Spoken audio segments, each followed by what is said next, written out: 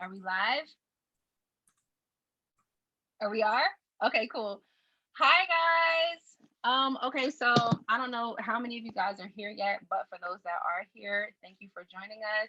My name is Tiffany Red. I am founder and CEO of the 100%ers. And this is the amazing David Israelite. He is the CEO of NMPA. They are the trade organization that goes hard for our publishing companies and fights for our copyrights. And I wanted to put this town hall together to bring us all into the same room and figure out what's going on with our royalties and our what's going on with our publishers fighting for us with the DSPs, and yeah, figure it out. So that's why we're here. We just want to say thank you, David, for joining us and giving us the opportunity to chat. So that's my spiel. Thank you so much, Tiffany. I really appreciate the opportunity to speak to you and your group. I know you all are passionate about your art, and it's an honor to be able to meet with you and give you a little bit deeper of an explanation about what's going on in this rate proceeding that's going to set the royalty rates, and have a chance to answer any questions you have and also hear any comments that you have, which I welcome. And so what I'm going to do is I'm going to pull up a slide presentation and walk you through some of these slides that explain what's going on with the Copyright Royalty Board.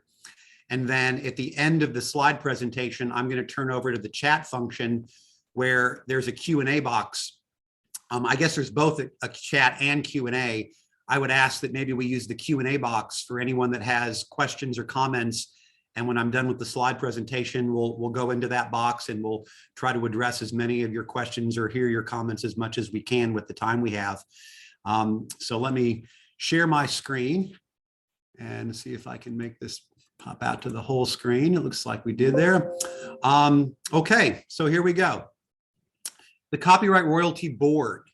So for those that aren't familiar with what this is the body that sets the rates that we are paid by interactive streaming services. And so Apple Music, Amazon Music, Spotify Music, anyone who does what's known as interactive streaming, the rates are set by a 3-judge panel. And if you're not familiar with the history of this, it's actually a pretty crazy history. It goes back to 1909 when Congress thought that music publishers had a monopoly on player piano rolls. And so they passed a law in 1909 that said that you music publishers and songwriters have to license your copyrights in player piano rolls, and we, the government, will set the price. And they set the price at 2 cents. So every time that there was a player piano roll sold, 2 cents went to the publisher and songwriters at that time. And that system stayed in place until about 1976, if you can believe it. And finally, Congress said, we've got to come up with a system that adjusts the rates over time, because you can't just have a locked in 2-cent rate. And so they went through a couple of different iterations of what this body looked like. It was first called the tribunal, and then it was called a CARP. And finally, they came up with what they're now calling the Copyright Royalty Board. It's a 3-judge panel. The judges are appointed by the Librarian of Congress. And the job of the CRB is to hold a trial every 5 years to set the rates and terms under what's known as Section 115 of the Copyright Act, which basically means our mechanical reproduction license, or our mechanicals. We are now in what is starting the 4th CRB term. It goes on this year and next year. And ultimately, it's going to set the rates that govern what we get paid for the 5-year period starting in 2023. And I'll walk you a little bit more through what that means. The most important number, though, that I want to start with is this 80% number.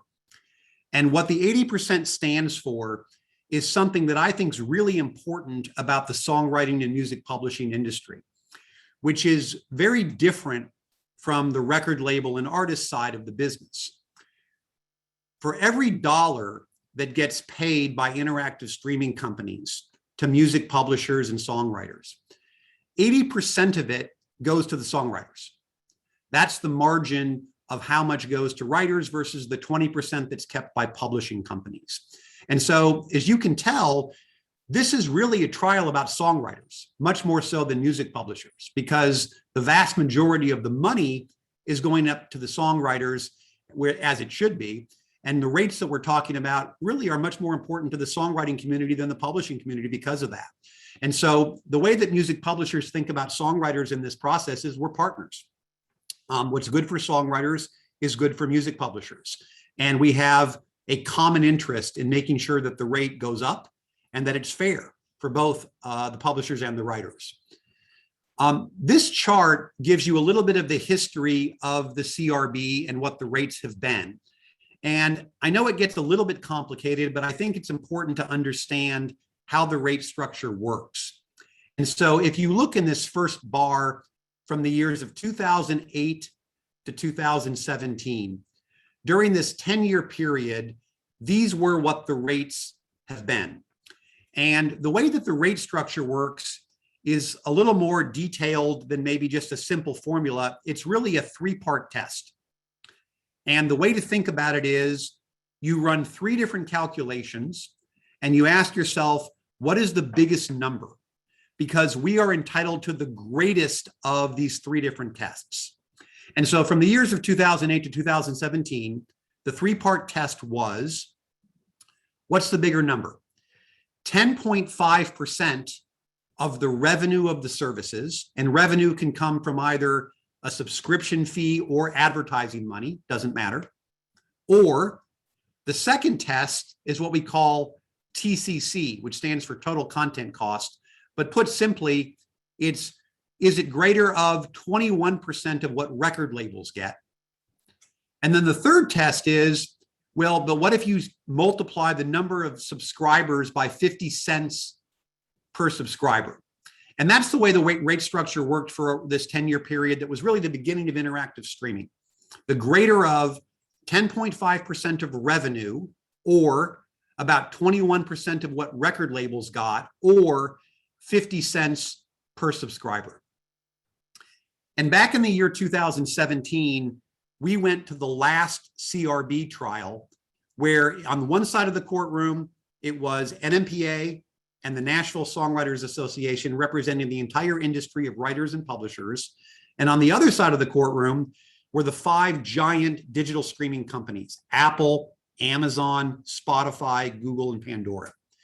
And in that decision of what we call CRB3, which were for the years of 2018 through 2022, we got a massive increase in our rates. The court ordered that our rates would go up from, instead of 10.5% of revenue, 15.1% of revenue. Instead of 21% of what record labels get, 26.2% of what record labels get. And then the third test actually stayed the same, 50 cents per subscriber. Now, that decision that came down in 2018 is currently being appealed by the digital companies, which is why we're not enjoying this higher rate yet. That appeal is almost over.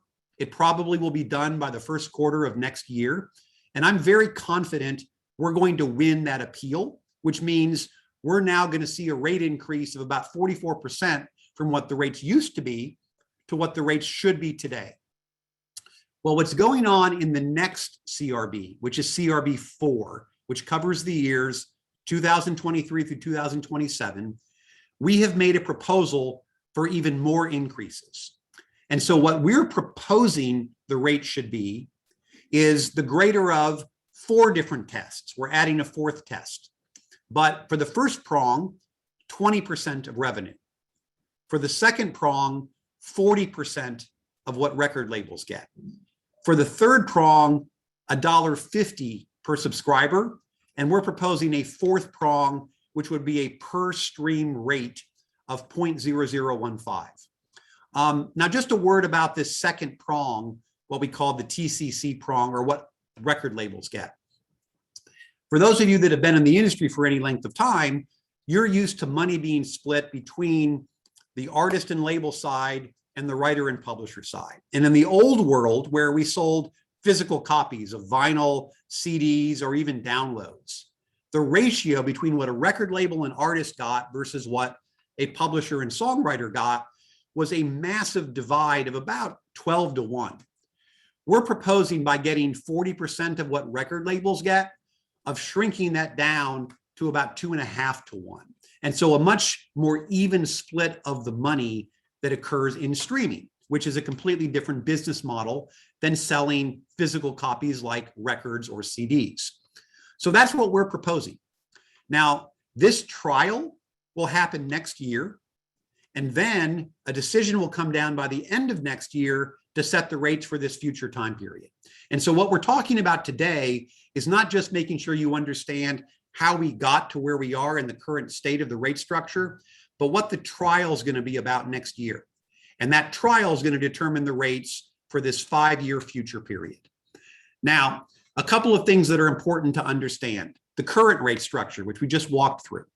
The second thing is that I want you to be very suspicious of top line numbers that can be misleading.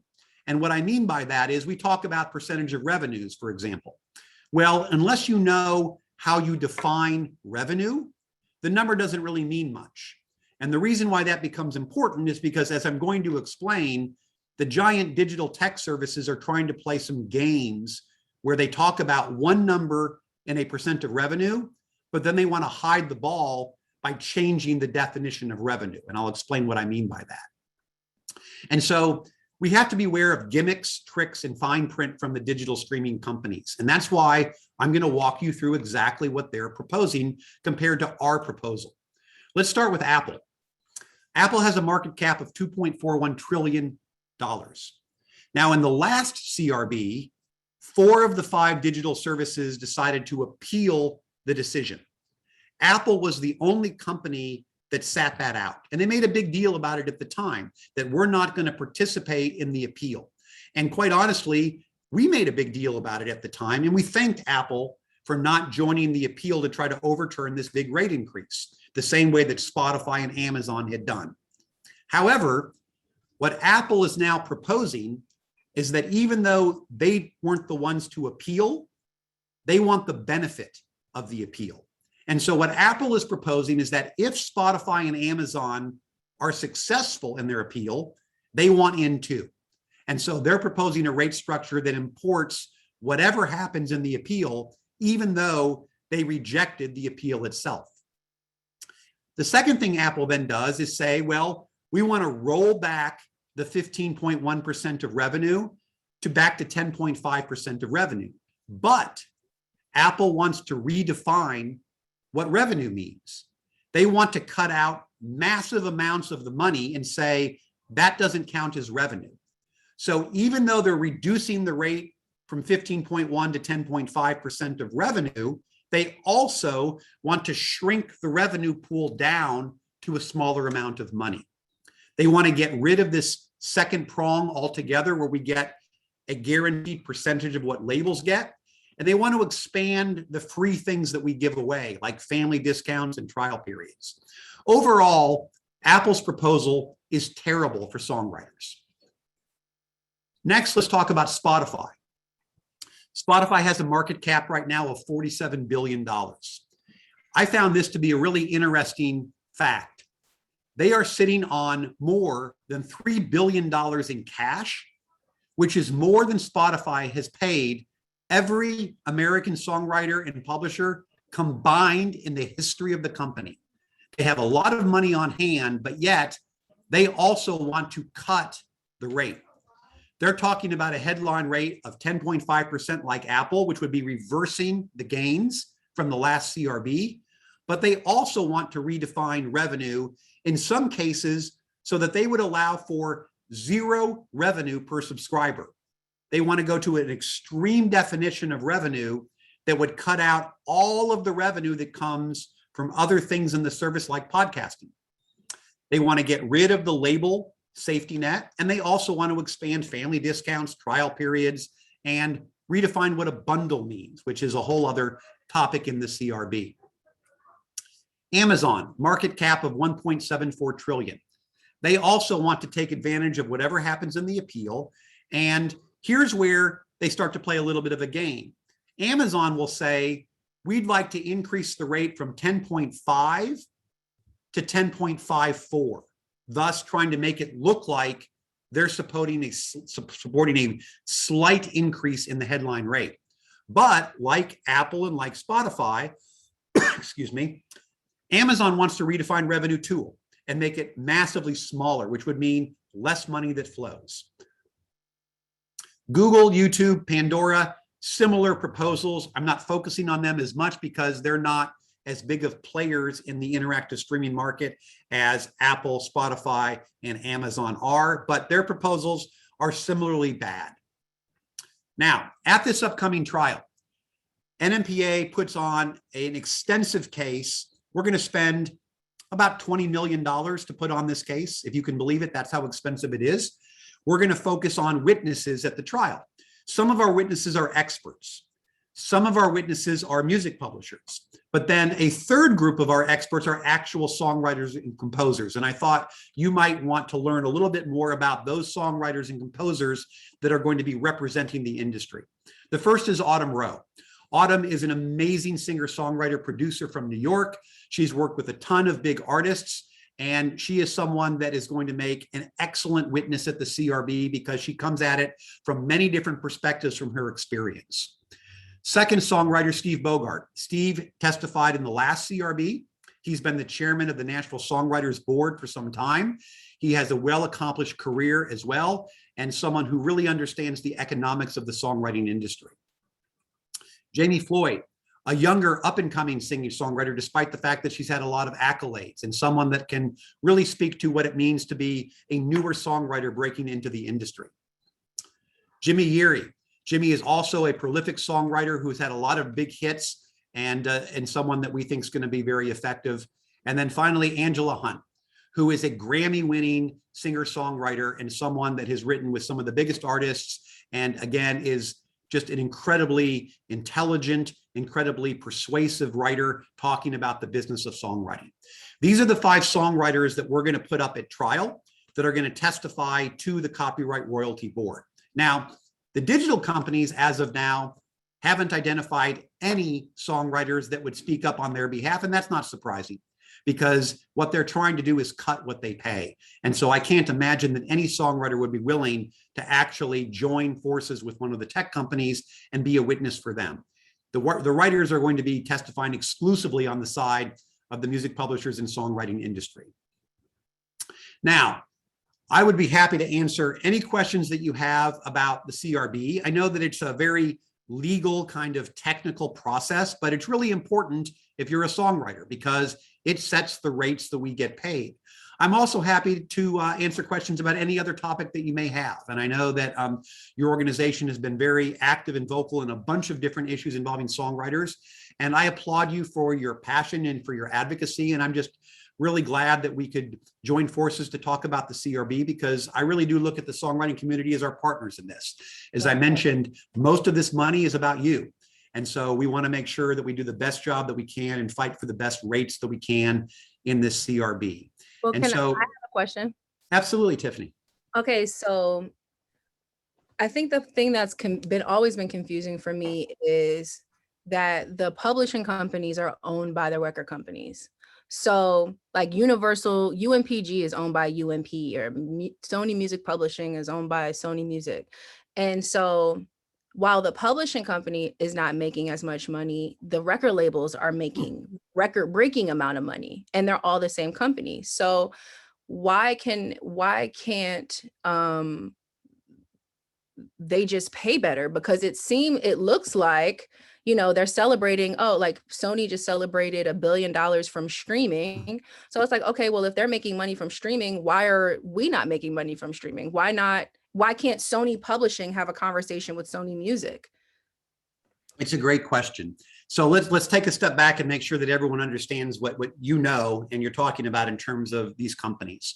So, you take what people have traditionally called the majors, which is a term that I don't think has as much meaning anymore, but for a lot of people, they talk about the majors and they mean 3 companies. They mean Sony, they mean Universal, and they mean Warner.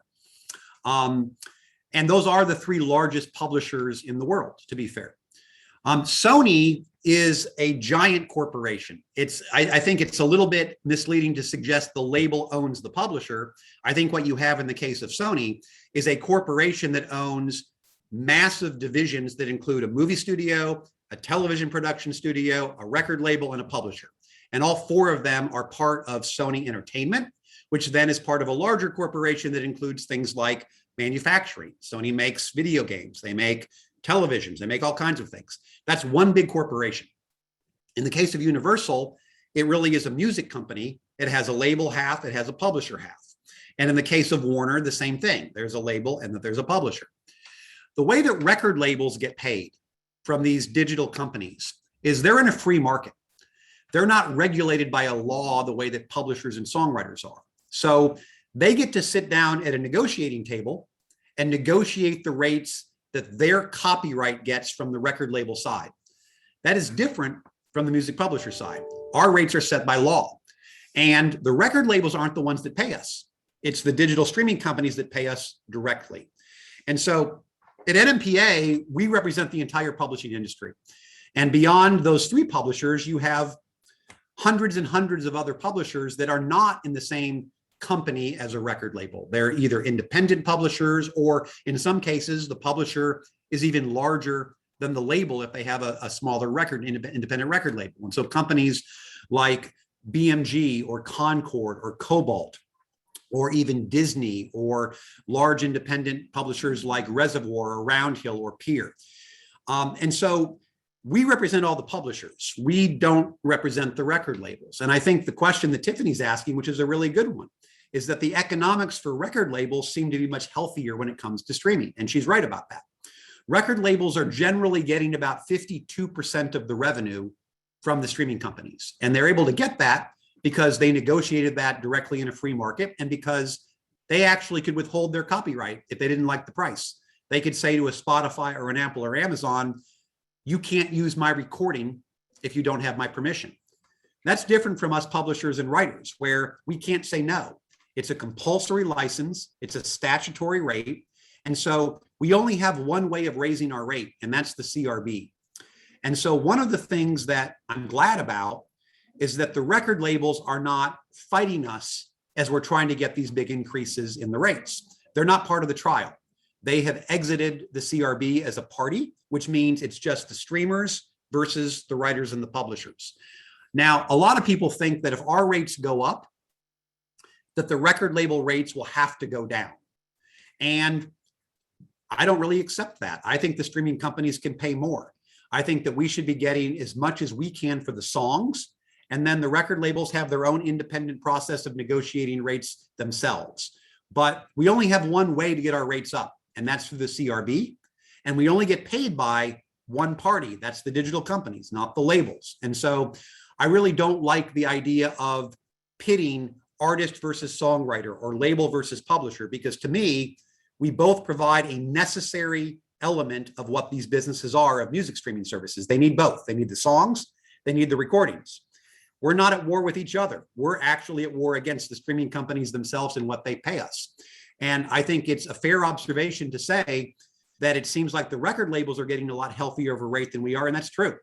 And that's why we're asking for such big increases in the CRB. Obviously, different business models. Record labels are primarily dependent on streaming companies, whereas writers and publishers have a very broad public performance right, which labels and artists don't enjoy. But it still doesn't matter to me, because I think the song is the most important input to a streaming company, and we ought to be compensated like that. And that's why we're going to fight for it. So I hope that addresses the question. Why don't we open up the chat box and see? There's a question there. Okay, so I see one in the chat and one in the Q&A. Why don't I go to the chat box first, and then for the future, if people could use the Q&A, it'll maybe save us from bouncing back and forth. But in the chat box, we have a question. Alongside this issue regarding labels and publishers, how do we advocate for labels to be compensating writers? Because regardless of streaming services, the writers still don't receive remuneration for their work on the recording side. It's a great question. There's a lot of discussion about how the process works with writers now working with artists who are signed to labels.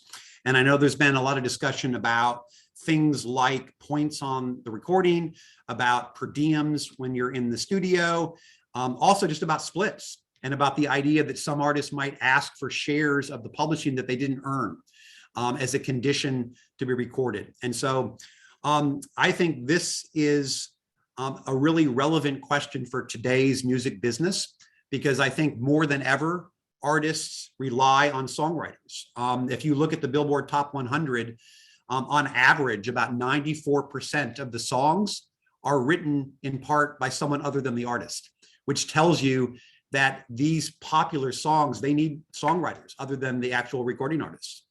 And so I think the issues are a little bit different. One of the things that really has troubled me is the idea that a record label would pit an artist against their own co-writers. I think that's a terrible practice. And it goes way back to controlled composition clauses, where writers were told, if you want to write on this album, you've got to agree to all these deductions, otherwise they won't use your songs.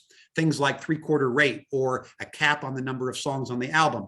And what it really did is it would pit an artist against a writer, because the artist would be put in the position to say, if you, my co-writers, don't agree to this, it comes out of my pocket and I'm not willing to do it. So I'm going to make it a condition that if you want to write with me, you've got to agree what I've agreed to.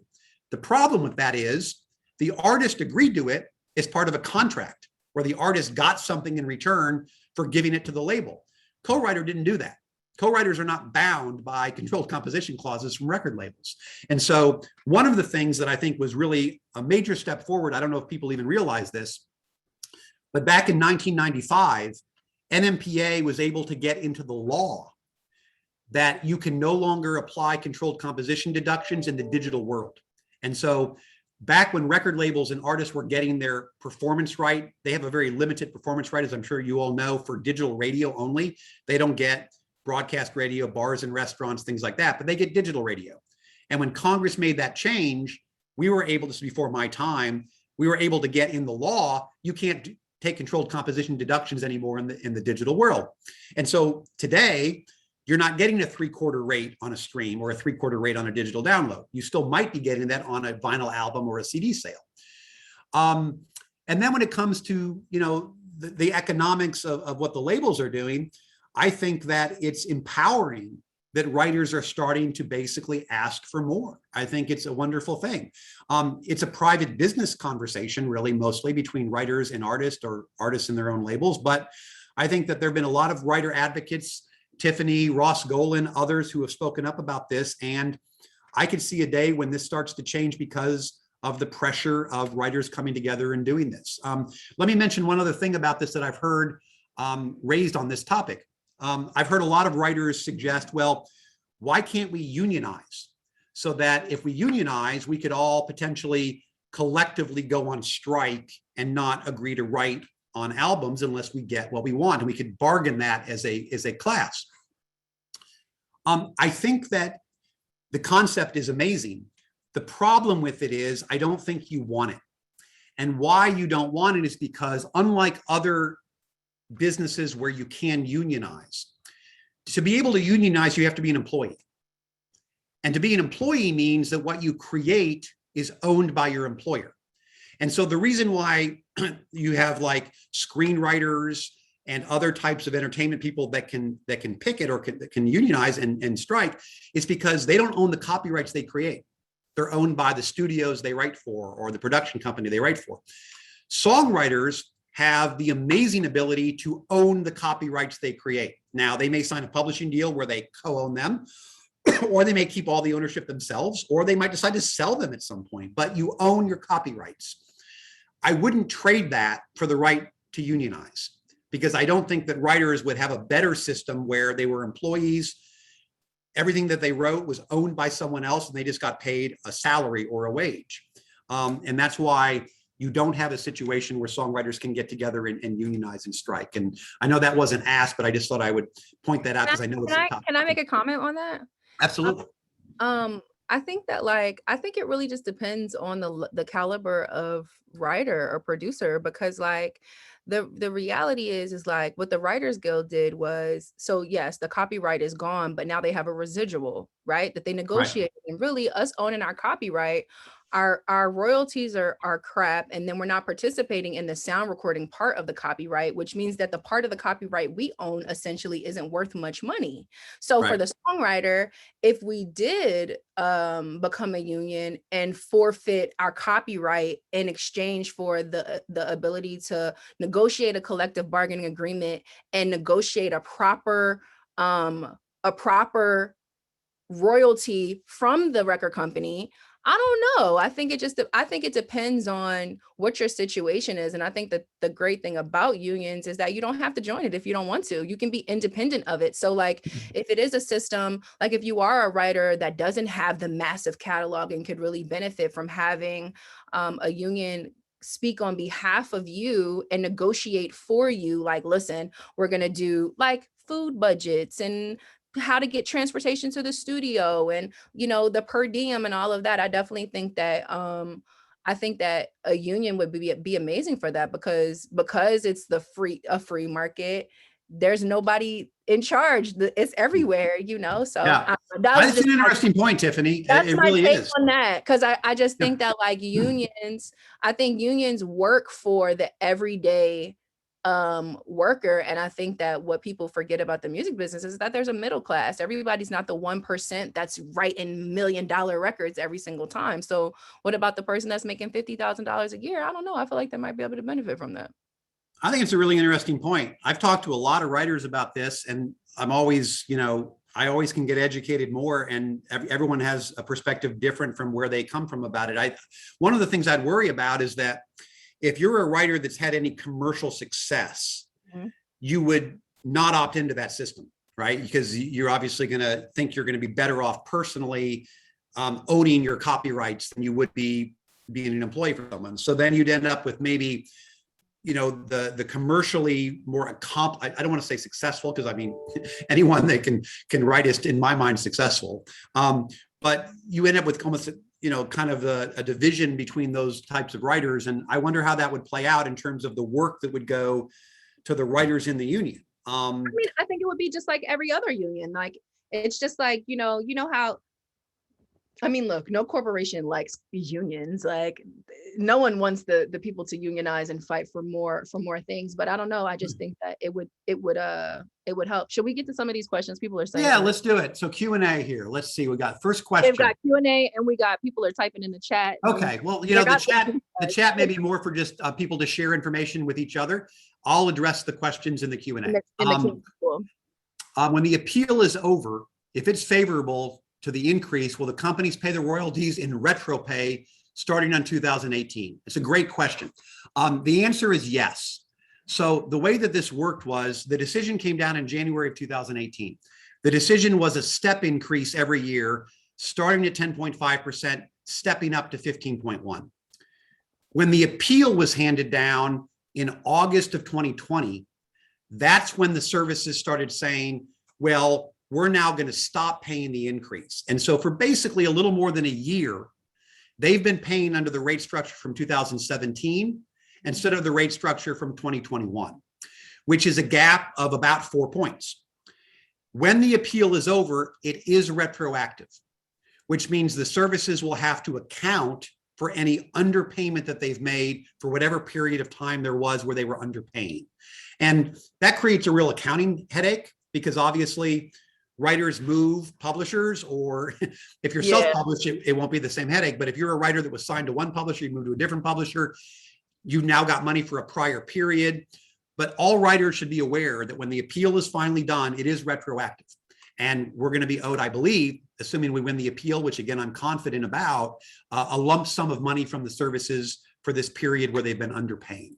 And then can I ask you a question? When that happens, will that money be distributed through our publishing companies? Like, who does that money come? Right. So, and then, this is a good point, and I shouldn't assume that everyone is super familiar with this, because it does get really complicated. What's that? Is it the MLC? Yeah. So, but let me take a step back, because I want to make sure people are aware of how this works. Interactive streaming is a combination of two different types of songwriter rights. It's a mechanical reproduction, which is the part regulated by law where the CRB sets a rate and where you now have the MLC. And it's also a public performance.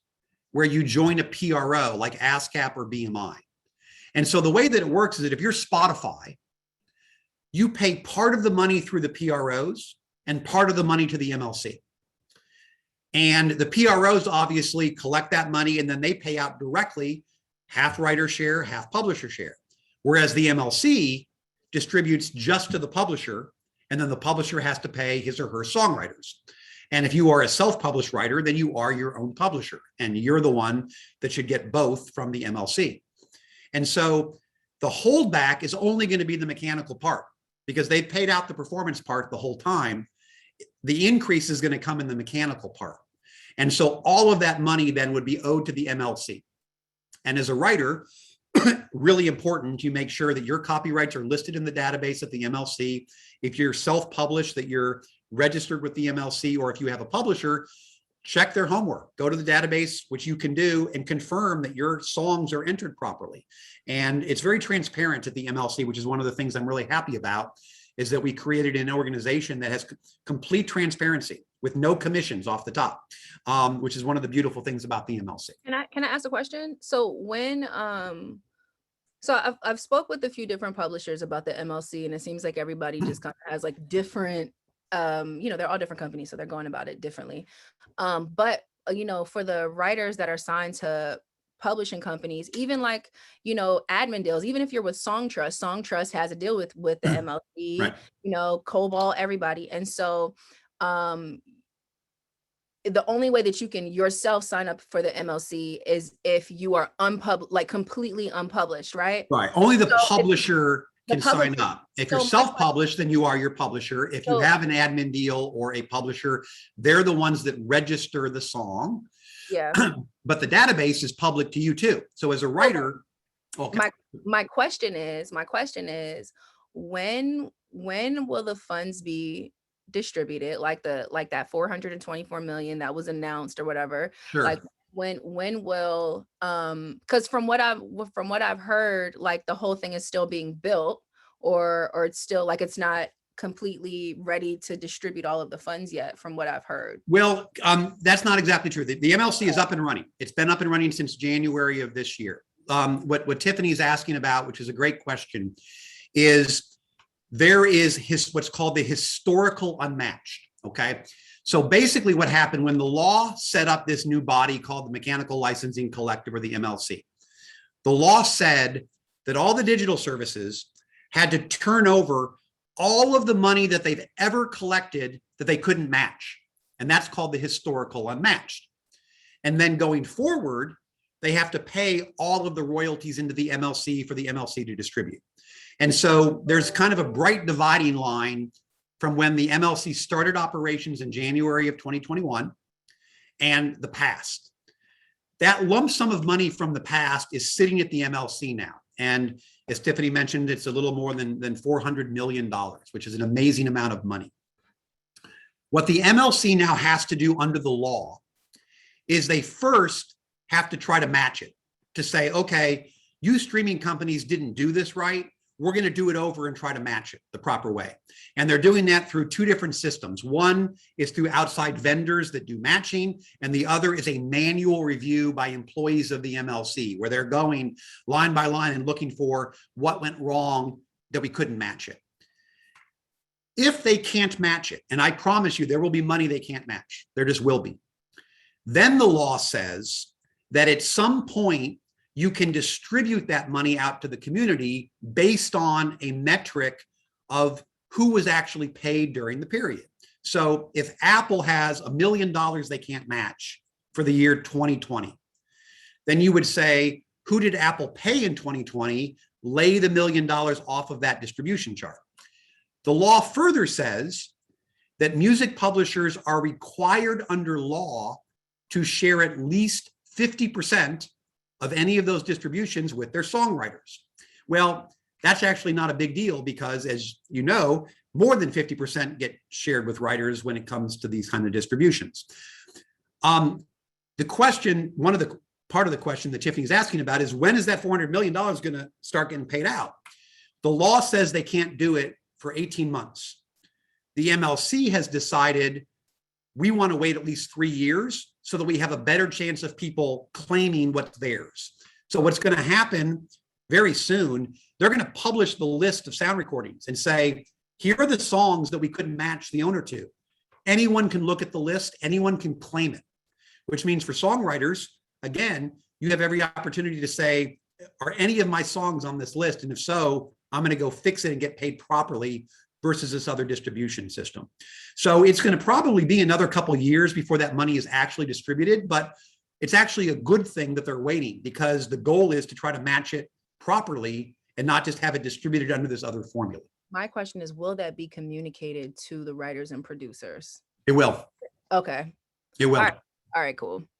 Yeah, and remember, the MLC board has songwriters on it. In addition to having board members who are songwriters, they also have a songwriter advocate who is also a board member, and their job is to oversee all of this and make sure it's done the right way. Okay, next question. Is there any justified argument for the streaming services? They often speak to the role of streaming to move away from the era of high piracy and current growth rate. Would love your thoughts on such a statement. Great question. The arguments that the streaming companies will make at this upcoming trial will probably be very similar to the arguments they made at the last trial, which you're exactly right. They want to argue that we've saved the industry. Everyone was stealing music. We provided a legal framework where they don't steal music. They'll argue that we're promotion, that people who get their music streamed here will have other opportunities in other places like synchronizations or radio or things like that. They'll argue all kinds of things to try to pay as little as they possibly can. In the last trial, they made all these arguments and they lost. Now, yes, we're still fighting the appeal, but they lost. In the next trial, I suspect what they're going to try to argue is, well, look at the price of all these catalogs being sold. Like, prices are sky high. If you're selling a songwriter catalog, it proves that we're providing all this value to the industry. Well, yeah, it's the 0.1 of 1% of people that are doing that right now, really. I think the better question is going to be, what's happened to the economics of these companies? And as I mentioned in my PowerPoint presentation, these are some of the largest companies in the world, very profitable companies that are using music to do other things, like sell Prime memberships at Amazon or sell devices at Apple, or in Spotify's case, develop an entire podcast industry where you join them to get music, but then they want to push podcasts on you. And so I'm very confident about our arguments at this trial coming up. The question really is going to be, can we get the rate even higher than we got it last time? And that's why we're proposing, I think, what is a healthy increase. And we'll have to see how the process plays out. Can I comment on what you just said? I've Please. spoken to like a few different like reps from like different DSPs. And like the common thing that they all say is, we're paying out 75% of our money and they're not paying you, is what their thing is to us. Like, we're paying them, they're not paying you. So it's like, you know, we're kind of sitting in a spot where it's like, okay, who do you believe? They're like, that person, and everybody's making money but us, right? And so it's like, someone's getting paid, why aren't we getting paid? And so that's their position. So what do you say to that position that they say? Like, sure. And look, they love to say that we don't care how you all divide the money. Like, we're paying out enough. They say it's not our responsibility. They say not our problem. Right. It's not our responsibility. Right. Yeah. And so for starters, they're paying out about 52% to the record labels. Right now, they're paying out 10.5% to the publishers. That's 62.5%. We've always thought that a service can afford at least 75%. I mean, look at what do? They deliver your product, right? You make a product that a consumer wants, they deliver it. I think they're more like Grubhub. I think they're like someone who picks up what you make and delivers it to the consumer, and Grubhub takes about 4 or 5%. Right now, they'd like to keep about 38%. Then the question is, what happens to the money once it's sent to either the label or the publisher? Well, on the label side, again, I'm not going to get into that because that's not my concern. On the publishing side, you see what happens to it. 80% of it goes to writers. Now, one thing is absolutely true. The business has changed. It used to be that you wanted to get your song on an album, because when the album sold, you then got 9.1 cents for that one song on the 15-track album. And the economics of songwriting were based on album cuts. And whether you bought the album for the top hit or for the 15th song that very few people listen to, the writers got paid the same, right? If you had a song on that album, you got your 9.1 cents, just like the hit song got the 9.1 cents maybe. In a streaming world, that's different. You're only getting paid if your music is being consumed, not if it's being delivered as part of a packaged album. And what that's meant, and I think Tiffany has spoken to this very eloquently in the past, is that you've got kind of the people at the top who are doing really well in songwriting. There's a lot of money being made by writers at the top. And then on the other end, you also have a much longer tail of people making something from songwriting. It may not be a living, but there are a lot of people making something because the mass amount of music that's being consumed on streaming services. It's the middle class that's being squeezed. They're the ones that used to get album cuts that now, if it's not the hit single, they're not seeing the same money, even though they're doing the same work, basically. Yes. And that's what's changed the economics of the music business quite a bit. But regardless of that, the idea that they're proposing something less than 10.5% of their revenue to be paid for the song, and that they want to keep about 30% of the revenue for themselves, or even up to 40%, that's out of proportion. Because I got news, the song is more important than the person who delivers the song. Can I say this? I think that like what they're doing really is just following the industry standard. Like they don't value the composition because the music business doesn't value the composition. The publishing makes less money than the sound recording. And so I think that they're treating us the way the rest of the industry treats us. Yeah, well, I'll make a little bit different angle on maybe the same point. And I've spoken about this a lot in my career. In fact, I'm obsessed with this point. So if you're a songwriter, you basically make your money in one of four ways. And we have to divide it into these four different ways because of the way we're regulated. You make your money from mechanicals, which are regulated by law. You make your money from public performances, which are regulated by consent decrees. You make your money from synchronizations, which are free market. And you make your money from things like lyrics and sheet music, which is a tiny amount, but it's still a right that you have that's very important. Start with the synchronization, which is the one place in the music industry, the only place, where both record labels and music publishers are in a free market, which means both of them could say no to the use of their copyright. What happens to the money in a sync? It's generally 50-50, right? If a movie or a TV show or a commercial wants to put a song in that movie or TV show or commercial, the money is split evenly between the two copyrights. Well, that's the true value of the song. It has equal value to the sound recording, and a free market proves that. The problem with mechanicals and performances is that we're not in a free market. In mechanicals, the labels are in a free market, we're not. And in public performances, they mostly don't have a right, but we're regulated by consent decrees. And so when you study all of the revenues that come into songwriters and music publishers, which I do in a very detailed way, it becomes very clear to me that how we're regulated determines how we're paid. And when we're in a free market, we get paid fairer. And when we're regulated by the government, we don't. And it's the nature of songwriting.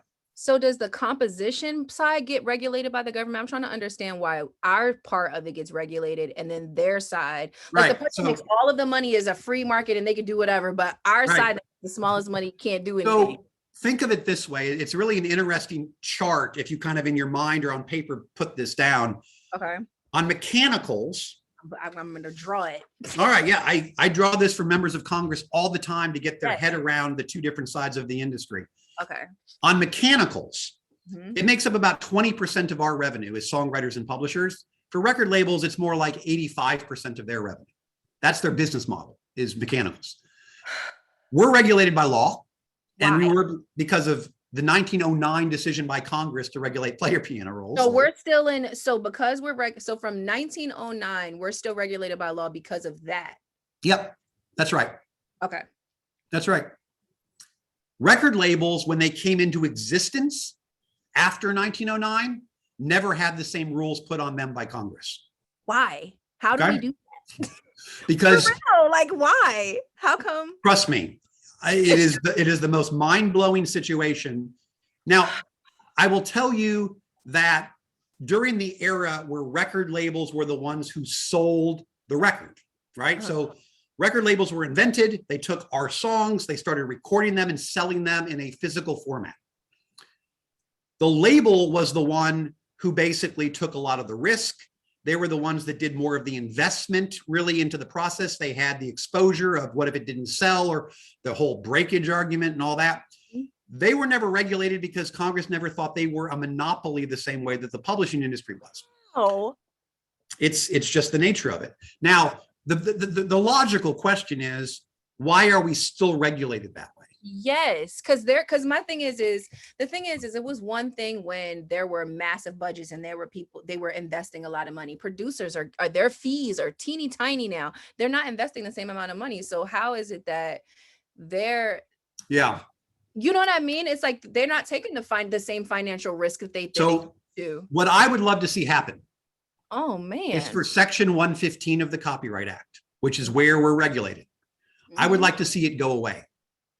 I 1,000% agree with you. And my question to you is, what do we do to do that? How do we get that? What is it called? Section what? You know, 115, Section 115 of the Copyright Act. I would like to see it go away.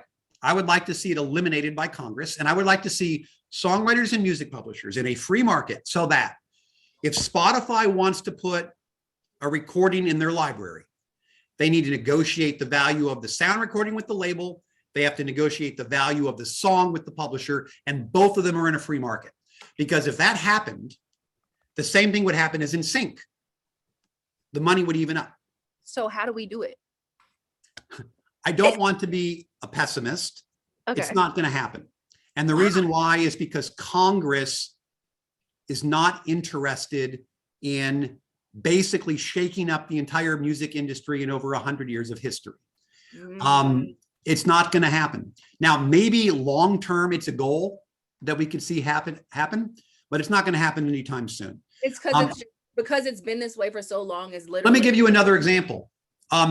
Record labels and artists don't get paid by broadcast radio in the United States. AM/FM radio doesn't pay the artist. It's the most unfair thing in the world. And just like with us and our mechanical 115 problem, record labels and artists have been fighting for decades to make AM/FM radio pay them. And it's the fairest thing in the world. Radio stations should be paying both the writer and the artist. Not going to happen. And it's because Congress isn't going to change the law to help the artists and labels over the broadcasters. The same way. Because they have their side over. Because my thing is like, what is the why? Is it like, because this is just how it's always been? Is that their why? There would be market chaos. There would be the chance that consumers are denied the music, because if a publisher said no, that song wouldn't be in the library of a Spotify or Apple or Amazon. Yeah, so we would have more leverage. We'd have more control. We would. Congress doesn't really think of our property right as the same as other property rights, to be honest with you. And so it's the state of the law. We could spend a week talking about this, and I would love to do that. I don't want to leave any questions unanswered. Yeah, okay. So let me run through the questions at least and try to do at least quick responses to make sure we get to an answer, because I really don't want people to have, put a question in and not had a response to it. Okay, where we left off. A friend of mine writes, it's true that songwriters in the US are strapped by the consent decrees in the US. How come, even though there is no consent decree in Europe, we still have such a small fraction of revenue compared to the label's 15%? And that's a great question. So the consent decrees is also a funny story. It goes back to 1941, where the Justice Department thought that ASCAP and BMI had too much market concentration. And so they put them under consent decrees. That lasts until today. Now, there are other PROs that aren't regulated, like CSAC and GMR, but as a songwriter, you can't just join them. They have to invite you in. They're like a private club that's for profit, whereas ASCAP and BMI, all writers can join and they're not for profits. So they're regulated in that way. And it's true that it's not the same case in Europe. But the problem is the rates that get set in the United States become benchmarks and they become precedential, which is why you see roughly a 15% rate for streaming services in Europe, even though they don't have the same rules as in the United States. And, I think there's just a power imbalance in terms of those negotiations is probably also in part why that happens. Um, Next question. As it stands, is our copyright even worth enough? Obtaining the copyright doesn't really count for much. How can we fight for better rates at a faster rate when our destiny is determined and regulated by the law? Look, I think your copyright counts for a ton. I think one of the things that's true about the music industry and songwriting in particular, it's a very diversified income stream, right? So if you write a song, just look at let's say you're a songwriter that has a publishing deal and you have a PRO affiliation, and you get a monthly statement from both. I mean, just take a minute and look at how many different sources provide something of revenue. It may not be enough, but just something of revenue. It's so diversified. And depending on the type of music it is, the age of the music, it can vary so drastically for writers. But one thing is true, is that as we lose some of the old ways of making money, there are new ways popping up, and our job is to make sure that we exploit them properly. And so social media is a great example. Go back 15 years, there was no revenue from any of these sources. Today, YouTube, Facebook, Instagram, TikTok, Snapchat, Triller, Twitch, Peloton, they all pay something. It's a new form of revenue. It doesn't mean that it's replaced the heyday of the CD era. It hasn't, but there's growth. And I think to my earlier point, it's really more about the class squeeze of the top writers, the long tail, and then really what I would call kind of the working class, the middle class, the songwriters who make up the backbone of the industry that are really doing a lot of the work. You see what Helene said in the chat. Oh, I'm sorry, I did not see that either. I got a Q&A box open. Let me open a chat box too. And said something to the chat, kind of to what you're saying. So I'm okay. To say about well, that. she's really smart, and so yeah. I'm sure. I don't know. I love her. I don't know if she wrote something that agreed with me or disagreed with me. Regardless, she's really smart, and I respect her opinion. Absolutely. You see what she said? Okay. Songwriters are not regulated by the government in Europe, and yet we're still undervalued. Why? Publishers and PROs in Europe are not strapped by consent decree, CRB. How come publishers and PROs are still not able to get a higher rate? Yeah, that's the question that we were talking about, how the US sets the benchmarks for the rates around the world. And so if our rates go up in the United States, they're going to go up in Europe and the rest of the world as well, for sure. What year does it go back to? Is it 2012 or before that? So the history of this is before the CRB, there were no digital companies. It was record labels who paid mechanicals to publishers. And it was based on physical product, whether it was vinyl, 8-track, cassette, CD. And for 20 years, those rates were negotiated between record labels and publishers, and we didn't have a trial of any type. The first trial happened back when that chart laid out kind of the CRB process. And it's just a different world today. It's really not about the record labels anymore. They pay us very little.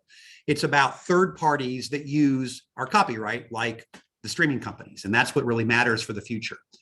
Can you start out as a self-publisher and register your music with the MLC, then have the option of switching to another publisher? Absolutely. Will the new publisher still be able to distribute the songs registered under your own publisher? Yeah, if that's what contractually you've agreed to, absolutely. Let's see. What is the best way to approach changing the way labels are regulated or not regulated in 2021? There's a lot of noise about this in Europe, not as much in the United States. I don't see a scenario where record labels get regulated in the United States, quite honestly. And I don't even think it would be good for us if they were, because I think we want to get out of regulation, not just put other people in regulation. The one area where record labels are regulated is digital radio, their public performance right. It's a compulsory statutory license like our mechanical. It's just, it matters a lot less to record labels than our mechanical means to us as writers and publishers. And that's the difference, really. Let's see.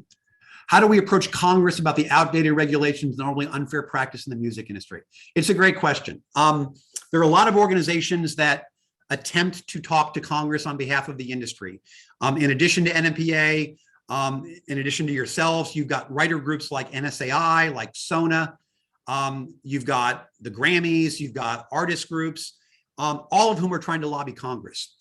The problem, and as I sit here in Washington, D.C. today, looking out down the road of where Congress sits, The problem we have as an industry is that we're so small compared to the people we fight against. And our industry is concentrated in a few places, which means most members of Congress don't really have constituencies that are made up of us. So we do really well with the members of Congress from Nashville and LA and New York. We do.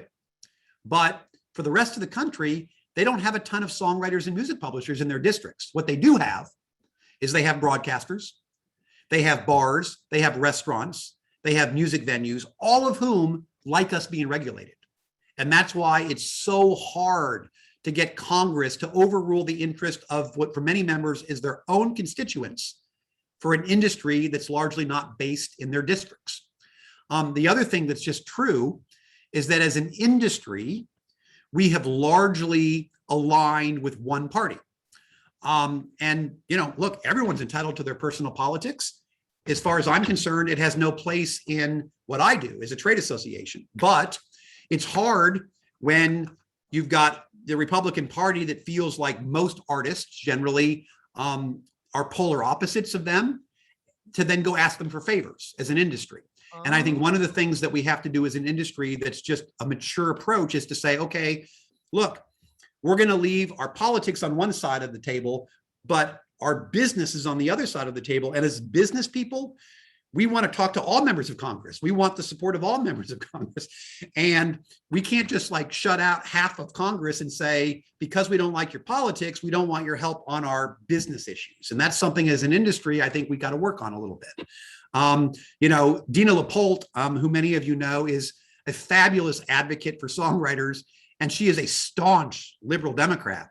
But yet she was up in Washington meeting with Doug Collins, a very conservative Republican, on this Music Modernization Act, and they became friends. And it actually was a relationship that was really valuable. And I think it was a good, kind of microcosm lesson. So it's being able to talk to the other side and not necessarily having to agree, but being able to get on the same side. Sure. So is it fair to say that Congress or that they're all looking at us artists as just kind of like, those hippy dippy kids that are just over there smoking weed? Is like that what's going on? Some of them do. Yeah. Some of them do. I mean, one of the things that I think we could do a better job of is, look, every member of Congress likes music, right? Some type of music. We should be targeting the writers that write the music that particular member of Congress likes to that member. I agree. Instead of just like bringing a star to Washington, parading them around as if all the members are fans of that one star. It doesn't work that way. We've been successful at doing this. We have a whole subgroup of the church music publishers, for example. There's a segment of Congress that really we can get to better through the church music publishers. I think what you're doing is fantastic. There's a segment of Congress that's going to be particularly, pay attention to your constituency. Like, it's all the same in terms of what we're trying to do. Right. And I think what other industries do. Connecting. Yeah. I mean, look, when we fight against bars and restaurants, we get crushed. And it's because every member of Congress has tons of bars and restaurants and they want to protect them. They don't want them to pay higher music fees.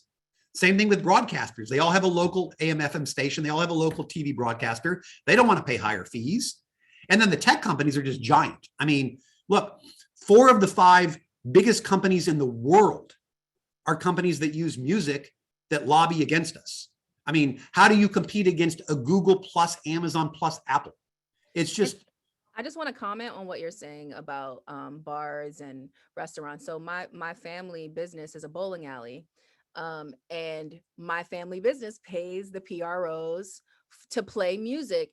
And, we talk about this all the time, like as if, on the other side, because they bring it to me because they know I'm in the music business. And it's like, we don't want to pay more but we know we're paying your friends, but this is really a lot for us. And so I think to just put in perspective, like thinking about your local restaurant or your favorite place to go shoot pool, like those are the same way we're the middle class, they're the middle class as well. And they're the ones that are getting hit hard as well. So that's what, It's a great point. And they don't understand our industry. So you open up a bowling alley or a bar and you get a knock on the door from ASCAP that says, hey, you're playing ASCAP music, pay us. Yeah. And you're like, okay, I guess it's fair. I pay for music. And then you get a knock on the door the next month and I'm here from BMI. You're playing my music. And they don't understand that there are different writers in different organizations. They just think they're getting like worked by two different groups. Flat, and it's like the Yeah. way that they work out the fees, like to your point about like, you know, all these different like formulas. It's not any like one specific way, but you know, they have like this flat fee that they pay, you know, That's right. to That's each right. of them each year to spin music and whatever, you know. So That's but I right. don't Let think me a lot get of- one more question in the last Yep. one I see in the chat box. I pushed off my 2:30 because this is so fun for me. Yeah. But I want to answer this and then we'll call it. Cool. Can an independent self-publishing artist start their own record label and negotiate their streaming fees in an open market as major labels do? Of course. So let's assume that you're a songwriter artist that keeps your own publishing and does your own record label deal. Like you're everything. You're the label, the artist, the writer, the publisher, all wrapped into one fantastic person that's really talented. On the writing side, you don't have any power.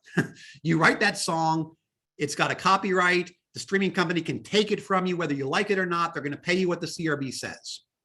But on the artist label side, they cannot use your copyright without your permission, period.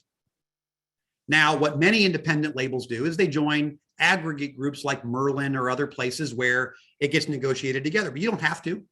If you want to be your own record label, you could call up Spotify and say, you may not have my sound recording, my label right, unless I agree to the terms. Now, the problem is, if you're pretty small, they're probably going to say, fine, don't put it in our library, and they don't care. And so you don't really have a lot of leverage, which is why all the independent labels join these groups that can become collective groups. But you have the right to do that. Remember, when Taylor Swift pulled her music from Spotify, she did so as an artist, not as a songwriter. She didn't have the right to pull her songs as a songwriter. She had the right to pull her songs as an artist. And that's the easiest way I can get people to understand the difference, not in the music industry, is to say, look, the artist and label are free market, the writer and publisher are regulated. And it's an unfair system, but I'm the type of person that I want to focus on results. And the best results we can get are to go fight this CRB war, get the best rates we can out of it, still do everything else we're going to be doing. We're going to lobby Congress. We're going to complain about the compulsory license. We're going to do all that.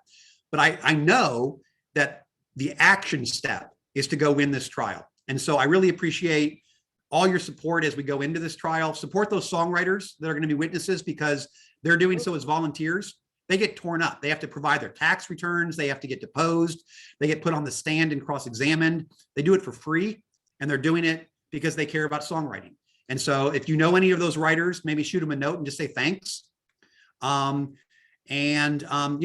Let the services hear from you as well. Like, they need to hear that we're angry about this. I don't know that it affects their decision-making, but they need to know that we are the engine that makes their business possible. And what they're trying to do right now is wrong in the CRB.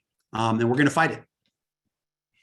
Well, I just want to say thank you again for enlightening. I've got my phone is blowing up like, oh my God, what? This is crazy. Well, let's do it again. Let's come back in a few months and do an update. And just update. Absolutely. Yeah. And let me again, just once again, for all those that are here because of Tiffany, she also is a volunteer that's doing this because she cares about the industry.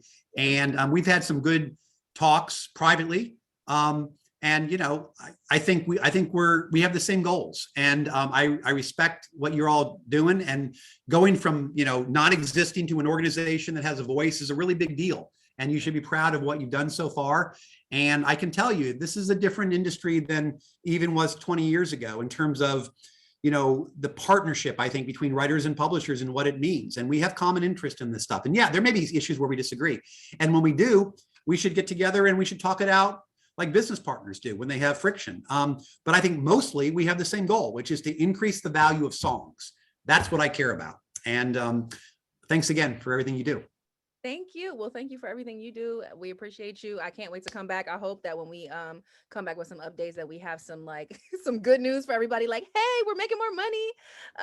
And Listen, I know you might be a pessimist on the 1909, but let me tell you something. Let me tell you something, David.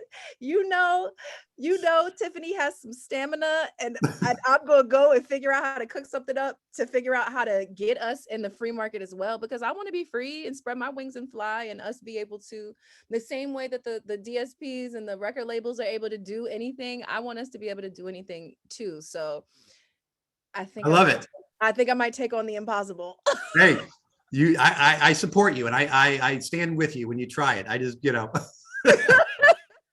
I'm gonna take my swing at it, and I hope that, I mean, and even if I feel like even if we don't get it, I think it's just is pointing in that direction is really important, you know. So I appreciate you for sharing your wisdom, your knowledge, everything that you're doing, pushing your meeting for us, and we will I guess do this again soon. That sounds great. Thanks for everybody to joining us, and look forward to continuing the conversation. Thank you. Have a good one. You too. Bye-bye. Bye.